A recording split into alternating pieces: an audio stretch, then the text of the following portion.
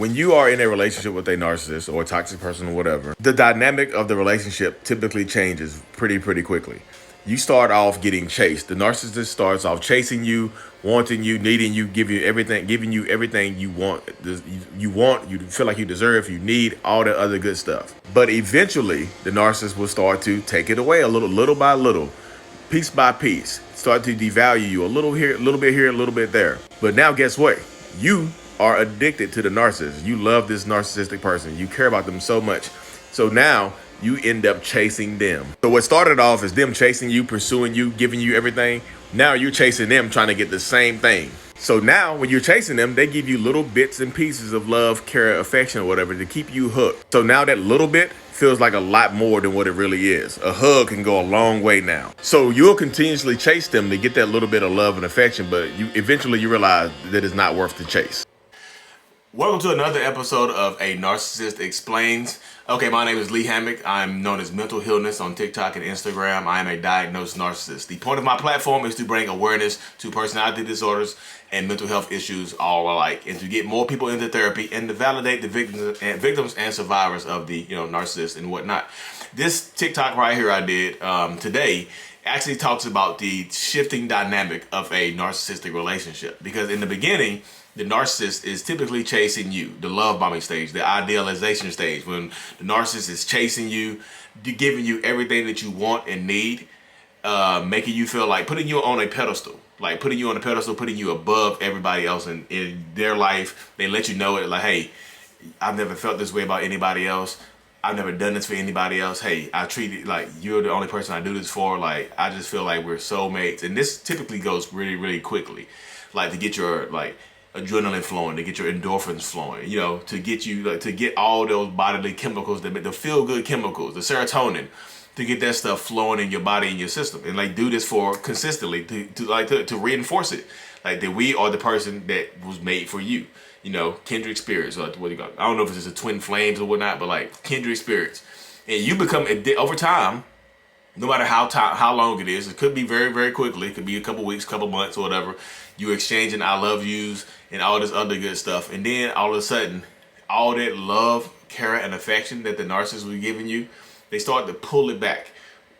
Typically, it's after a life-changing event. Typically, it's after a pregnancy. You move in together. You exchange I love yous. You get engaged. Different things like that. Like different strokes for different folks, because it sets it off. Different things set it off. But in the beginning, the narcissist is chasing you. You are running like I'm running away, and they chasing behind you. Hey, come here, girl, come here, boy, come here. They chasing you. But eventually, they catch up to you. And this is when the dynamic shifts. This is when the dynamic switches, because let's go back a little bit. A lot of times in the beginning of the relationship, the love bombing phase, you are giving the narcissist all the blueprint to give you everything that you want and need, because you tell the narcissist what you want, what you need, and then they give it to you on a massive level. Like on an extreme level, on a very big level. They give it to you very quickly. You're like, oh my goodness, nobody's ever done this before. You make me feel like nobody's ever made me feel before. The narcissist is eating it up. Like, we're eating it up because we know we're making you feel like nobody's ever made you feel before, because you told us. You've told us that nobody's made you feel this way before. You've given us this time, effort, and energy. You know that. We met your parents. You met our parents really quickly. Moved in together, and then the switch happens. And that switch, when it happens, it is rough. It is a tough switch, because eventually, when the switch happens, like when they stop chasing you, when they start slowing down a little bit. First, they start slowing down, a little bit less love, a little bit of less affection, a little bit of less giving you what you want and need.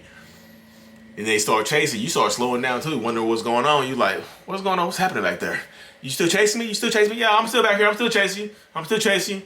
Give you everything you want to need still, but on a lesser level. But you know it. You can feel the switch. A lot of people are intuitive, and you can feel the switch. You can feel when people are changing up on you, when they're giving you less time, less attention, less effort. You can tell that. So when that switch happens, you slow it down a little bit. It's like, oh no, you're like, okay, what's going on? And then the dynamic switches. You become the chaser. The narcissist becomes the chasee. You start chasing after them because they're giving you less love, less affection, less caring. And the narcissist knows it too. Like, we know it. We sense it. It's like internal. It's like internally. It happens internally to us. I call it, like, people ask like, is it intentional? I call it being consciously unconscious of what's going on. It's like when you learn how to tie your shoe, is one of the most confusing things ever. Like you learn, like rabbit goes through the hole, bloop, bloop, bloop. You learn how to tie your shoe. It takes you a long time to learn how to tie your shoe. It's confusing. Sometimes it takes a very, very long time. But once you master how to tie your shoe, you don't have to think about it anymore. You can tie your shoe by doing everything else. What's up? Shoe tie. Shoe tie. Without even looking. That's how I think it is with narcissists. That's how it is with me. Like because now, because I'm aware, I can see the manipulation. I can see the changes. I can see what I'm doing. And I still can choose to do it. I can choose not to do it. That's what self-awareness brings. Self-awareness does not bring cure or healing or anything like that. It just brings me the self-awareness to make a better decision, or to make a decision like behind and stand on it. Because whatever decision a narcissist makes, they're going to stand on it anyway.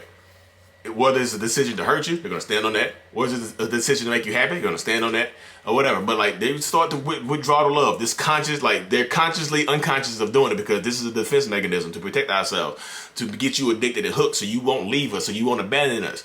So we start to give you a little less love, a little less affection. Now you're chasing us for that love, care, and affection. And now we don't have, because you're chasing us, we can give you less and it feels like more. When we used to say I love you every hour on the hour, every single day, now we say every day, once a day, once a week, once a month. Never. Text it to you. Hearts, heart eyes. I heart you. It's never the words. And when we do say it, it feels like so much more. It feels like we're doing so much more.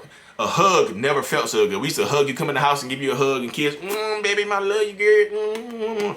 Now we do that. Now we know you like that. Now they give it to the dog instead. Imagine coming to the house, you just want a hug and a kiss. They like, hold on, baby. Come here, doggy. I love you, doggy. And just say, oh, hey, how you doing?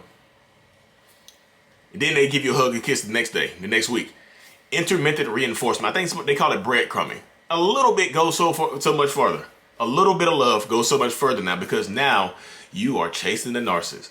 And now you're addicted to it because they put you on that pedestal. And I tell people this all the time. If a narcissist puts you on a pedestal, because you're on that pedestal, they can rock you. You're here, we put you on this pedestal, we can rock the pedestal. We can rock the pedestal. And when a narcissist is hurting you, they'll know they're hurting you. And they'll say stuff like, I'm just making you tougher. You're too sensitive. You're too soft. You're too emotional. I'm just making you tougher. The world is different. I'm preparing you for the world. Shaking that pedestal. You're still on that pedestal, but now they're just shaking it. They're shaking it. You know what I mean? They still put you on that pedestal, but now they're just shaking it, rattling it, messing with you, because now they're in control of your emotions. Now you're chasing them. Now you're chasing that high. Now you get a little high from like a little bit of love, a little bit of care, a little bit of affection. You get that little bit of bump, a little bump. It's like a hit, y'all. It's like a hit. It's like a drug. A hug becomes a drug. A kiss becomes a drug. And you would get addicted to that feeling. Because now they've conditioned you over such a long period of time that we are the only person that can give you that love, care, and affection. So that's why you don't leave. That's why you stay for so long. That's why you just like, I don't want this person, I know what this person is capable of because they did it to me in the beginning. I don't want them doing it to anybody else. And now you stay, and now you're unhappy. And you continue to stay. You continue to be unhappy. And the narcissist completely 100% blames you. You could have left at any time. You chose to stay. So if you chose to stay after they treated you so badly, why don't you just leave? You know, they'll say that to you. Why don't you just leave? I'm treating you so badly. And if you choose to stay, in the narcissist brain, in our brains, you become an enabler. You are not, you can't be, in the narcissist brain, you're not a victim. You're a participant. And that's why they don't think, when you say, you're abusing me, you're mentally abusing me. Like, no, you are staying here. You're a participant. You're not a victim. You're a participant. And that's how the narcissist brain works. I'm not calling you, I'm not saying you're not a victim. I'm not victim blaming. This is how the narcissist brain works. I'm just telling you, in the narcissist brain, because you choose to stay after you've been lied to, cheated on, mentally abused, sometimes physically abused, they don't think you're a victim. They think you're a participant now. They think you're okay with everything they have done. So I hope this helps y'all. Thank y'all for tuning in to another episode of A Narcissist Explains, the Self-Aware Narcissist Explains. Thank y'all so much. Appreciate it. Hit that like and subscribe button, y'all. Hit that like and subscribe button. Share this thing for me. Share this thing for me. Please. No, I'm joking. Anyways, y'all, thank y'all so much for tuning in. Mental Illness is out. Thanks.